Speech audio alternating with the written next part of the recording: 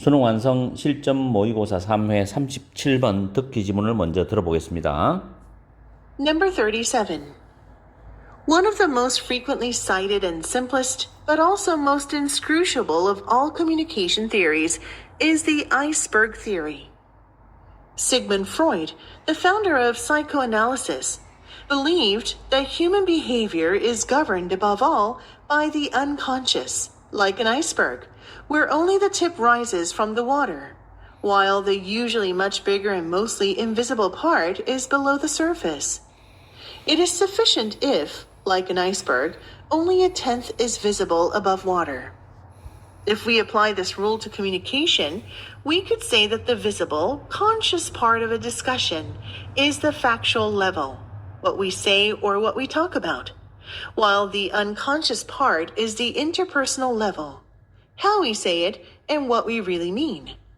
This means we can control the factual level. We can select our words consciously, but our gestures, facial expression, and tone of voice will betray our unconscious secret hopes, repressed conflicts, traumatic experiences, base motives, and animal instincts, and appeal to the other person's unconscious.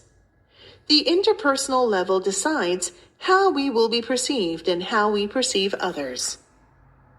37번도 해석을 해가면서 문법이 필요하면 설명을 드릴게요. 박스에 보시면 원이 보이죠? 원오브로 나오면 뒤에는 보통 복수명사가 옵니다. 그리고 동사는 단수입니다.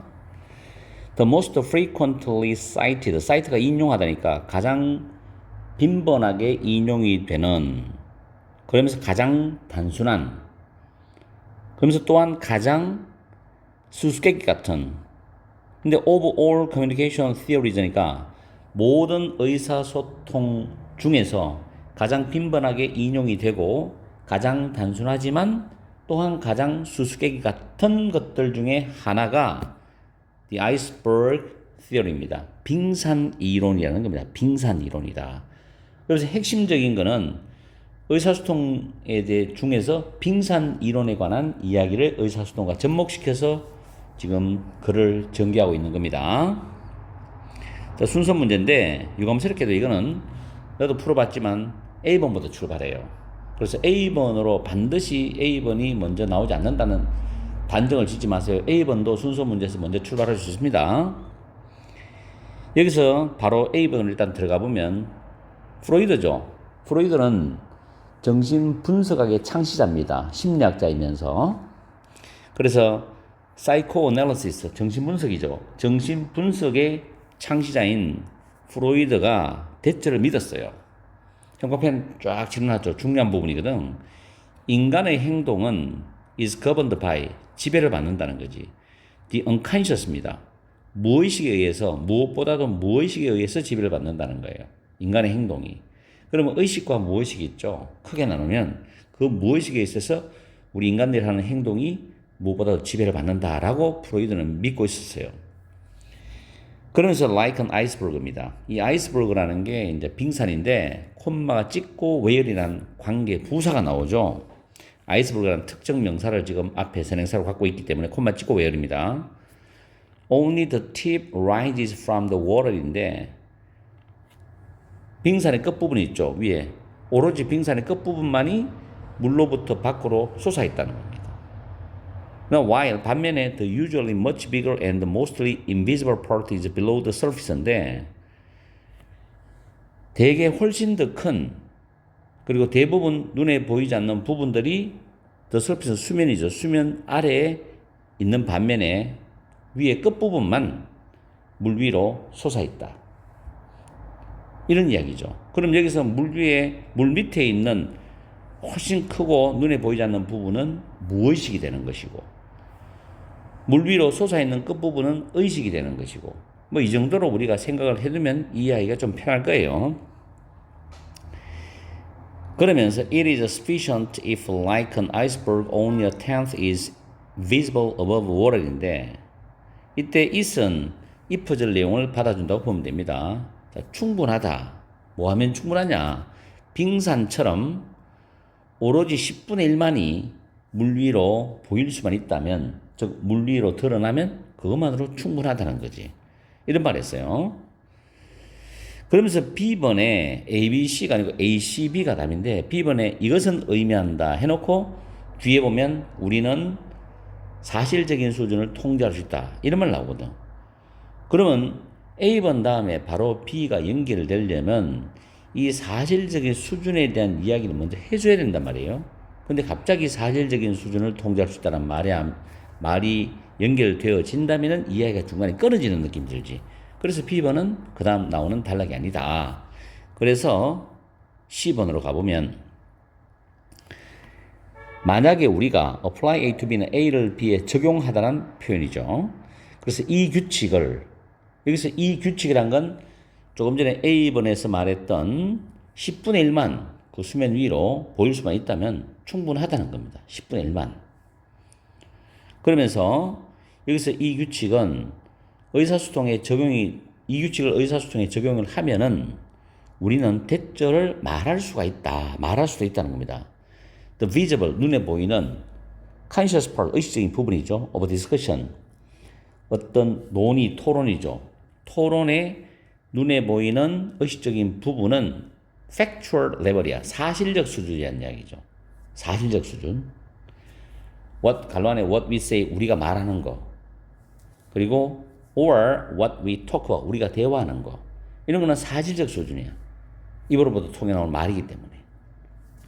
반면에 the unconscious part, 무의식적 부분은 the interpersonal level입니다. 대인 관계적 수준이에요. 이게 중요한 말이에요. 무의식적 부분은 빙산으로 말하면 10분의 9를 말하죠. 물밑에 보이지 않는 부분이죠. 거대한 부분이죠. 이런 무의식적 부분은 대인 관계적 수준인데 갈로 안에 뭐라 했냐면은 how we say it, 우리가 그것을 말하는 방식이 있죠. 말하는 내용은 사실이지만 말하는 방식, 그리고 what we really mean, 우리가 정말 의미하는 것, 내가 말하는 것에 숨은 뜻, 의도하는 것, 의미하는 것. 결국 사람과 사람의 관계를 좋고 나쁘게 만드는 것은 액면적인 말 그것도 중요하겠지만 거기에 담겨있는 톤이라든지 말하는 어투라든지 방식이라든지 의미하는 거, 의도하는 거, 이런 걸로 인해서 사람이 좋을 수도 있고 서로 기분이 상할 수도 있고 대인관계가 변화가 있을 수 있단 말이에요. 그죠? 자, 그 다음에 B번으로 가면 C번에 나온 이 내용은 뭐를 의미하느냐? 우리가 factual level이죠. 사실적 수준은 통제를 할 수 있다는 걸 뜻해. 그럼 어떻게 통제하느냐? 그 뒤에 내용이 나옵니다. 우리가 입으로서 뱉어내는, 입으로 말하는 그런 말들이 있죠. 그걸 의식적으로 선택을 할 수 있잖아. 내가 이 말은 하고 이 말은 하지 않고. 통제 가능하죠. 그렇지만 우리의 어떤 제스처, 쉽게 말하면 우리 몸짓 있죠. 또는 얼굴 표정 같은 거든지 tone of voice, 목소리의 톤, 이런 것들은 will betray는 무심코 드러내다라는 뜻으로 해석하시면 됩니다. 우리의 무의식적인 secret hope는 은밀한 희망이죠. 은밀하게 내가 바라는 희망, 이런 걸 무심코 드러낼 수 있죠. 꼭 내가 직설적으로 말 안 하더라도 상대방의 나의 말과 어떤 태도와 얼굴 표정을 봐서 아, 이 사람은 지금 뭐를 원하는구나, 뭐를 내한테 요구하는구나, 부탁하는구나 알 수 있단 말이에요. 그럼 repressed conflict, 억압된 갈등, 이런 부분도 드러날 수가 있는 거고, traumatic experiences, 트라우마적인 경험, 즉 외상 경험, 트라우마의 경험, 이런 부분들. 그 다음에 base motives, 기본 동기 또는 동물적 본능, 이런 것들을 드러낼 수 있을 것이고, and 병렬이죠. 위에 있는 betray와 appeal은 병렬입니다. appeal to는 뒤에 나오는 목적에게 호소하다거든. 상대방의 무의식에 호소를 할 것이라는 겁니다. 됐죠? 우리가 아는 몸짓, 얼굴 표정, 목소리 톤 같은 것이 상대방의 무의식에 호소를 한다는 거죠. 자, 결론적인 부분을 말씀드리면은 the interpersonal level, 즉 대인관계적인 그 수준은 결정을 하는 거예요.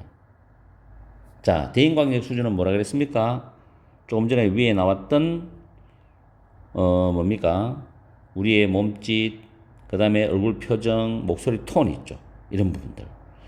이런 것들이 결국에는 how we will be perceived, 우리가 타인에서 상대방에서 인식되어질 방법, 어떻게 우리가 인식되어질 것이냐. 그리고 how we perceive others죠. 우리가 남들을 어떻게 인식을 할 것이냐. 이런 부분들 대인관계적 수준이 결정을 하게 됩니다. 내용적인 걸 한 번 더 정리해 보면 도입 부분에서 빙산 이론을 소개를 했죠.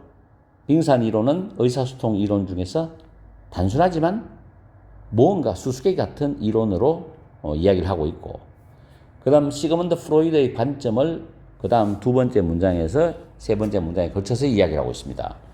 프로이드는 인간의 행동이 대부분 무의식에 의해서 지배된다고 믿고 있고, 이를 빙산의 비유로 설명을 하였죠. 빙산의 일부는 무리로 보이는 것처럼 인간의 행동의 일부만 의식적으로 드러난다. 빙산의 일부가 무리로 드러나는 부분이 인간의 행동의 일부만 드러난다는 거. 그러면서 그 다음에 네 번째 문장에서 쭉 이어진 여섯 번째 문장까지는 의사소통에서의 아이스버그 티어리, 즉 빙산 이론이 적용이 된 이야기를 합니다. 첫 번째는 의사소통에서 눈에 보이는 부분은 의식적인 사실적 수준이고 무의식적 부분은 대인관계적 수준이라고 이야기했죠. 그리고 사실적 수준은 의식적으로 통제가 될 수 있다. 몸짓, 표정, 목소리, 톤은 무의식의 깊은 부분이기 때문에 통제하기가 쉽지 않다. 그 다음 마지막으로 이러한 무의식적 신호들은 어떻게 우리가 타인에 의해서 인식이 되고 다른 사람 우리가 어떻게 인식할지를 결정하는 데 굉장히 중요한 역할을 한다. 라는 걸로 매듭을 짓고 있습니다. 아시겠죠? 그래서 이 지문은 순서 문제 괜찮아요. 여러분들이 꼭 챙겨서 수능에서 순서 문제 풀 때 보탬이 될 수 있는 그런 지문이 되었으면 하는 게 이 박무재 쌤의 바람입니다. 하여튼 열심히 열공하세요.